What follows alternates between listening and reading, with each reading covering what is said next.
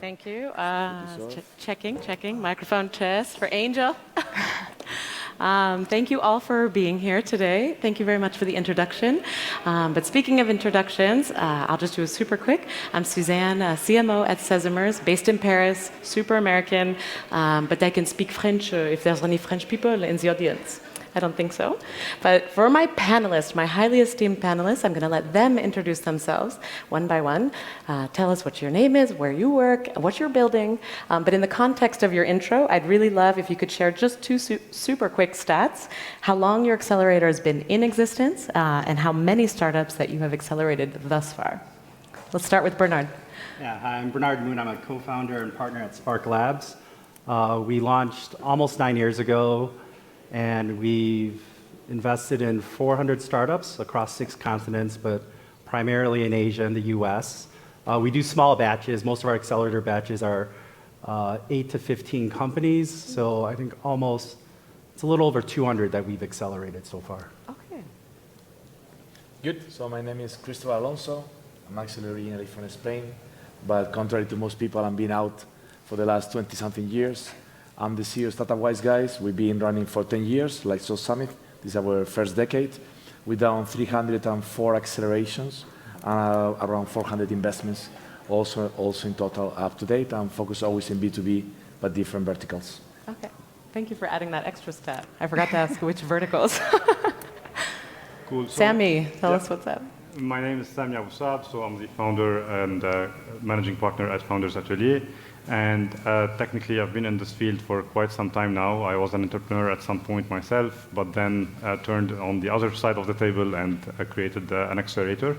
As a team, and this is a little bit of unfair question to us because we just launched what we're doing, but as a team, we have invested in more than 1,500 startups. Okay. But like this new initiative is starting right now, so our track record is being built. Fresh off the presses. Exactly. Okay. Like 5 hours ago. Yesterday. Okay. Congratulations. Thank you. Hey, Julia? Yeah, my name is Julia. I'm the CEO at Weave Acceleration. We are a startup accelerator that's based out of New York City. We actually are we're part of a bigger brand called Numa for the French. Hey, so we've been around for quite some time under that branding, over 20 years. And in New York, we opened up an office 5 years ago to focus specifically on international startup, going to the US market, B2B companies, industry agnostic, and we've done that with over 140 companies now. Okay. And since how many years? In New York, 5 years. Okay. All right. So you're just getting started. Yeah, kind of. But still ramping and flying. Super. Thank you all. Thank you for these awesome intros and for being here on stage with me. But speaking of being on stage at this beautiful event, at this 10th anniversary celebration, a fiesta, if I can, that's my only Spanish word, sorry. I'll stop there. So let's talk about events. What does the actual return of being at these real in-person events, here all of us and our audience, what does that mean for you as a person, but also you and your team? Like what impact are you feeling? Is there anything different about this return versus what we used to do before the pandemic? Bernard, or whoever wants to jump in. Actually, there's no order of this. Like, does anyone have an immediate feeling of just being here on the ground for this event? Besides the jet lag. Yeah, totally jet lag. No, I think there's obviously pent-up demand to meet in person and network. I mean, even within our investments and portfolios, some of our companies, they really found out that they were only 90% effective, right? And like a lot of the sales execs, initially, I remember early in COVID, they were like, oh, Zoom is awesome. We're going to do like 20 meetings a day. I'm going to be super efficient. No breaks. Right? A year later, they're like, I can't close. I need to be in person. Well, we also need the after-conference meetings, the spontaneous run-ins. So that's interesting that we're hearing it actually coming now. Yeah, and then even for us, we also, we operate the largest demo days in the world for accelerators. So like in Seoul, like 3,000 people attend our half the events in person, and we found out online isn't the same. No. Right? It just isn't as Virtual engaging. booths, yeah, people are, in and out of the Zoom, whatnot. So we're dying for this November when we'll finally go back in person. Oh, okay. Well, this is your trial run then? Is that something you're No, like... I mean for our own events. So. Okay. So invite us. Make sure we're there too. What about you, Cristobal? I think it's interesting double feeling. I think it gives us way more energy, but I think we have lost muscle. So I can see that people is getting more tired, even sometimes even hiding. It's too many people meetings. So I think it's this duality. We have lost a bit of practice of seeing people and investing people. But I think the key factor, apart from the energizing moments, is this casual networking, right? So in Zoom, we've been very much transaction-driven. You know who you're meeting, you know for what, you do something. I think when we go back to meetings and to on-site meeting people, we meet random meetings. And that creates opportunities that were not in the plan. And I think that's something that we're really looking forward for things to happen. And magic happens that you never thought about. Magic, yeah. Okay. I thought I heard money happen, so that's a good one. After magic, hopefully money happens. Magic first, then the money. Magic first. Okay. No, I don't know. Personally, I think the vibe is nice, again, that it's happening in person and you can engage with people, you can feel them, which is something impossible to be done online no matter what you do.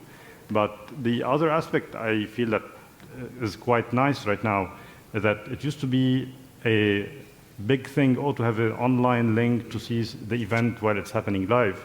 Now, okay, everyone has a live event, there is a link going on online, you can share it, people can watch. So it's a good mix in the sense of, yes, we love the in-person engagement, but then those who couldn't make it, whether they couldn't travel, whatever the reason is, wherever they are in the world, they're actually able to watch us right now, whether they're in this room or not. And I think the world has transitioned in their mind to become more like this than what it used to be before. So people right now are more open, and that becomes a norm that, yes, it has to have an online version, or otherwise it's not happening. So I think that's on the positive side of this kind of transition. Okay, and for better or for worse, because, but you're correct. There's such a benefit to that as well.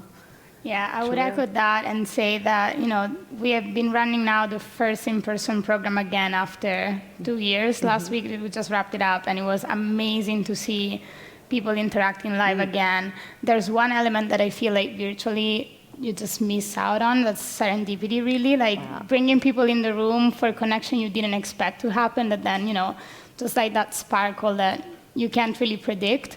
But I would say that, of course, it's been great to have also that mixed opportunity to engage more people virtually as well, because that increased our reach with events. And even, just before this panel, we were able to hear from someone that wasn't here in person, but still contributed. So that's definitely a value added as well. It's been great to see how this evolved. I was about to say, and a little someone named Al Gore maybe had popped in on a screen.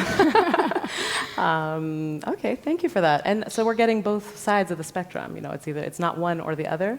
We're finding a hybrid way for now, but you're saying there's something so magical about not just the 10th year anniversary, but being here in person, this serendipity, and it is charging our batteries, even if we're tired, as you're saying, Cristobal. Yes, we're humans, yes, we're tired, but we power each other, right? Let's inspire each other. All right, let's get back to business. That's what people want to learn about. So as the pandemic has clearly, if for maybe people are not aware, with the accelerators worldwide, locally, worldwide, international, most, so not all, most have experienced either a complete shutdown, a rewiring, a reorg, in small or big ways. But what I'm curious about is how have each of you either how are you still up and running? How are you on this stage? And from that, in particular, is it because it's based on the equity that you're taking from these companies you're accelerating? Or are you more focused now than you were before on corporate sponsors and getting kind of this external funding to keep rolling? Whoever wants to jump in. I can Spontaneous. I can go first if you want. Please. We're investors, and I think if you start going the route of corporate innovation or sponsorship, you lose where you're from. You're here to make money out of the capital outcomes of making good investments, right? Okay. So of course we complement, we find revenue streams, but I think we can never lose about we should make money when the founders make money, because then we are aligned in our interests, right? And I have seen so many accelerators that they lost the alignment because they were making more money out of corporates sponsorships, and then they don't really care who they invest into, right? So I think for us, actually, the pandemic has been fantastic. We have actually grown. We don't have the investment. Julia said it. You have also more globality. Okay. And I think the hybrid model that is combining online and on-site, I think actually is here to stay, and it has a lot of advantages. So, but what has so us to us is like, we finished with COVID and now we had the war in Ukraine. Like, there will always be ups and downs, right? Of course there will. So the same thing we tell our founders, watch your cash, have runway, be ready to adapt to the conditions, right? It has to be the same way as investors. Like right? stay scrappy, stay that's- fluid. Quoi. Yeah, exactly.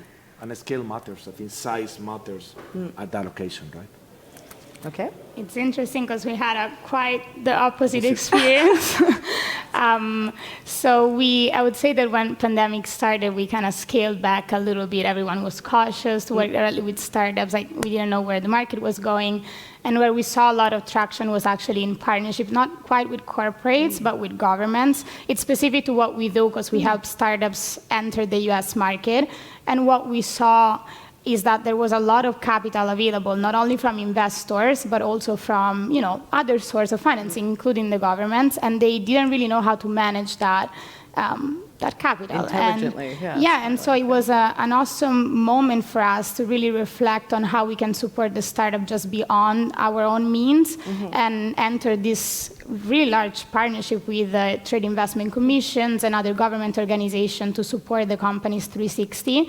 And we went from 0 to 10 government partnership, like ramped up our programs. It was really great for us, the pandemic too, but in a different scale. We were able to increase our reach, and with some startups, we have different models now of collaboration that's beyond just the investments or the equity side. And it was kind of awesome to see how people got involved in a moment where everything was shutting down. It's opening up opportunities for Yeah. co-creation. It sounds like you're almost taking a scrappy. Go ahead. Go ahead, On our end, Samir. I think we experienced the opposite flow, but it's also, I think, in a good way. So we're based in London, and we're global in our kind of lookout for startups and pipeline. And yes, we invest for equity, so we're not with corporates that much. We are mostly looking to support the founders and create value for them. And what we've seen that happened right now that's quite interesting, that in the past, if you're in Silicon Valley and you're an investor there, you would not invest in a startup unless they're like 20 minutes away from you. That's it. Like, that's where Silicon Valley investors used to look at. Post-pandemic, they suddenly are jumping on Zoom calls, investing in startups all over the world.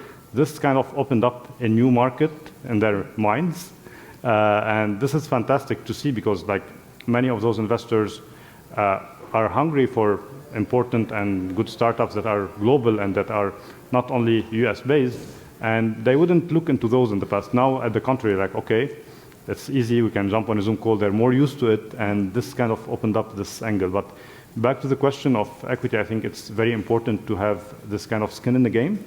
Otherwise, the value would not always be for the founders, and we end up, in some cases, with not the best value for the startup itself and the value.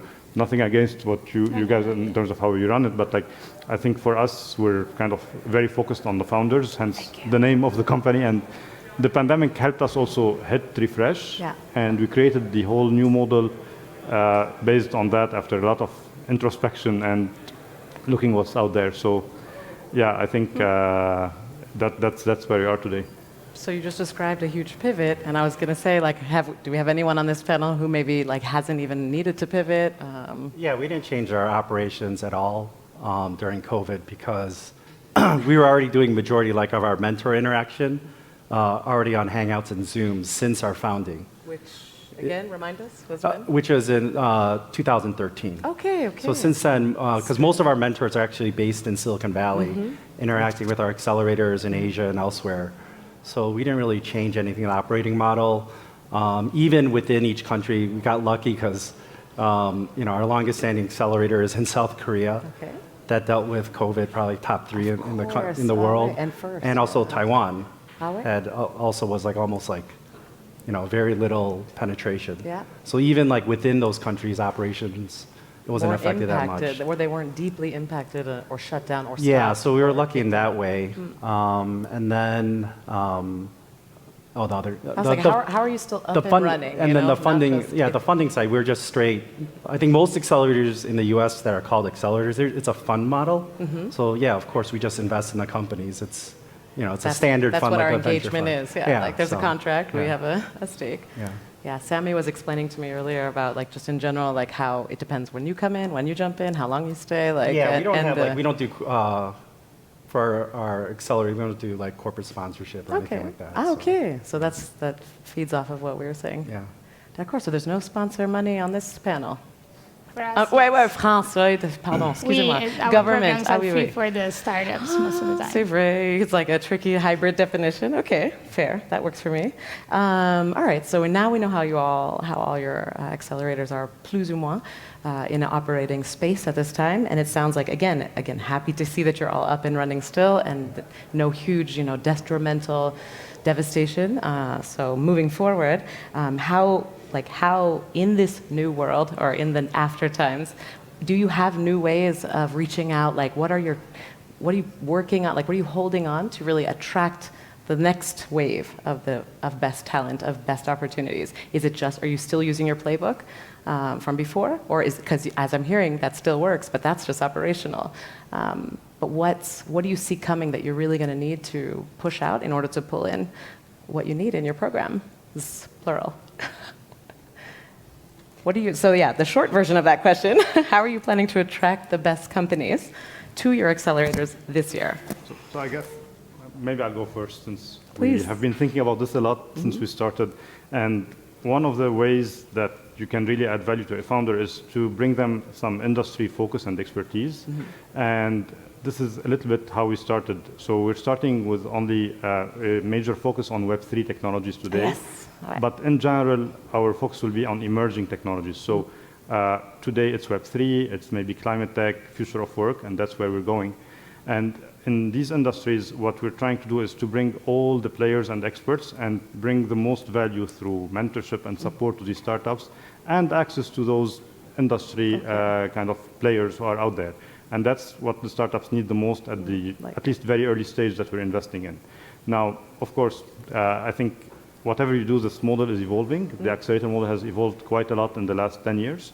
And it has, in my opinion, always to be focused on creating value for the founders. No matter how you do it, if you're creating the right value, you'll be attractive to them. So as long as this is what you're doing and you're hands-on with the founders, you're sitting on the same side of the table, then they'll come your way. Because that's a fine line too, right? Like, because you can't just cookie cutter do the same program for every company. But if you do boutique for each batch or each company, then you're lost. Like, that's not scalable. Anybody else? Like, how are you? I see someone with a secret sauce who wants to decide whether to share. I'll let Julia go first this time, and then So for us, I think, it's really outcome oriented. You need to provide value, and I think operational value. There's a lot of capital, maybe not this month, so we've seen a little bit of, but there's a lot of investors out there. There's a lot of capital available. And for our startups, we're helping Series A, Series B to Series C, so more mature companies. They need clients. They need contacts in the market. They need to make it happen. Oh, yeah. And so for us, we've seen now after 5 years quite a few acquisitions and real partnership with brands and with corporates in our network. So is that added element of what does the accelerator program provide to the founders outside of just cash, and really what's that added value operationally that they can leverage to then make it in the US. And for us, that has been our core value proposition from the very beginning. And now, that we've been in operation for a while, it's attracting that, word of mouth or referrals, and that's where we're getting most of the, That means it works, like if people want exactly that soft landing support. Cool. Yeah, I echo the part about verticals. I think founders want expertise. So if you want to be there is competition. There's a lot of competition. Angels can syndicate these days 500,000 tickets. Large VCs are coming much earlier because they cannot get into Series A rounds. So they're coming with 100K, 200K tickets. So there's a lot of competition there. So I think part of the value, the smart money, or we call it the wisest money, as we're startup wise guys, has to come from that expertise on the vertical. I think the second one we have is the connectivity with investors. We actually syndicate, lead a lot with other angels. So people see us as the one who put together a lot of this connectivity. and I think it makes sense. The only thing that I might disagree with you, I don't think good founders come to you. I think you need to find them.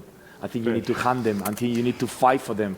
I think I Bribe don't them, remember a seduce single them. good founder that didn't have another offer in the table. So, of course, we use every possible channel. Now the conferences are back.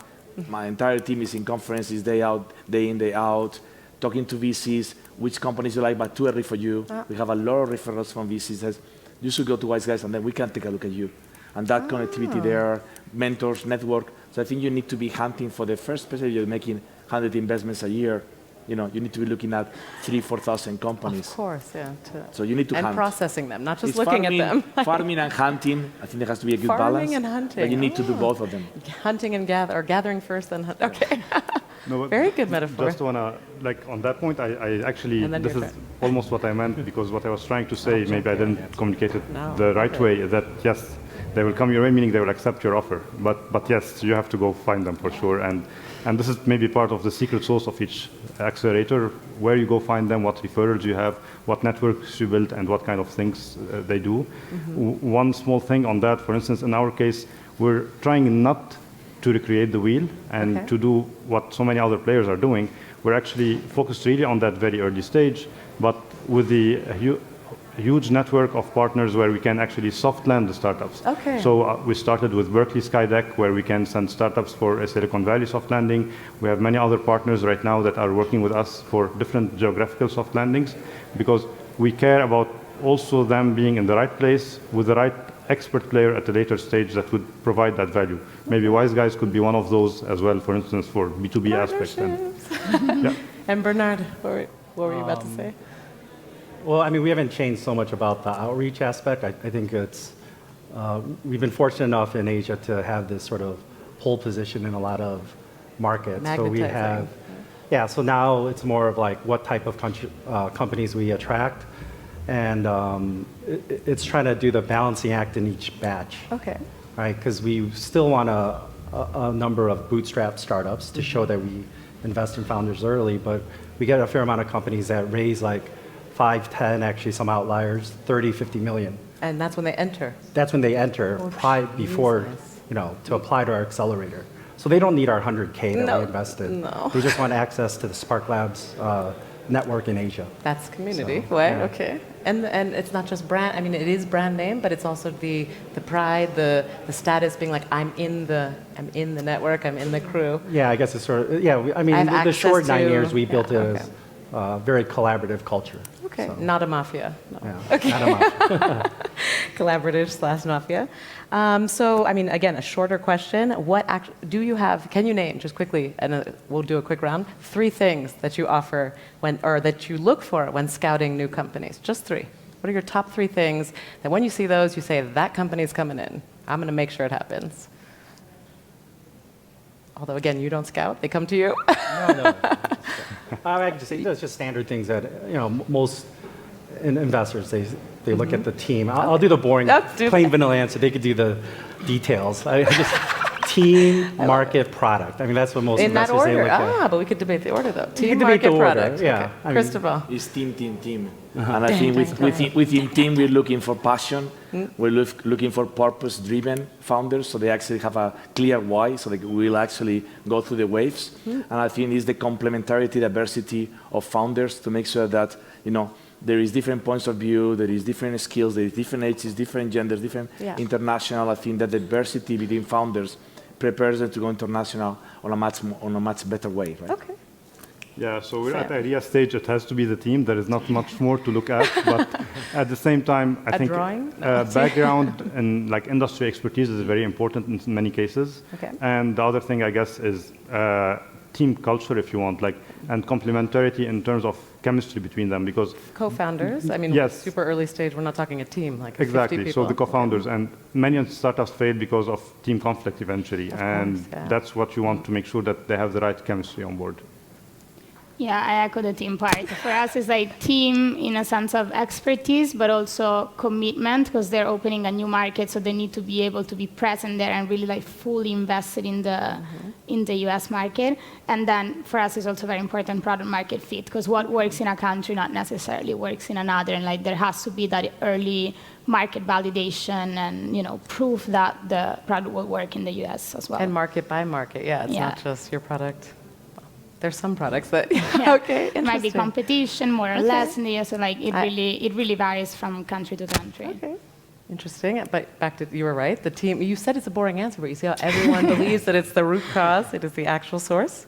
How about one or two things, the top things you've learned thus far since you've launched your program, since you've launched your entire accelerator? Top things, like takeaways that anyone kind of interested in either talking to you after the panel, applying, or has heard about you, but is just wondering. Or surprising, anything surprising that you've learned since launching this program? I mean, maybe one thing, that for us has been a capstone so far of everything we've done is really the network and the power of having a really strong network in your industry, to have investors that are partners and that bring that also network to support you in your growth trajectory as a founder. And for us, it's been a constant effort to make sure that the people that we involve with our programs, the mentors, the experts, the startups, are really all dedicated and committed to the same mission that we have.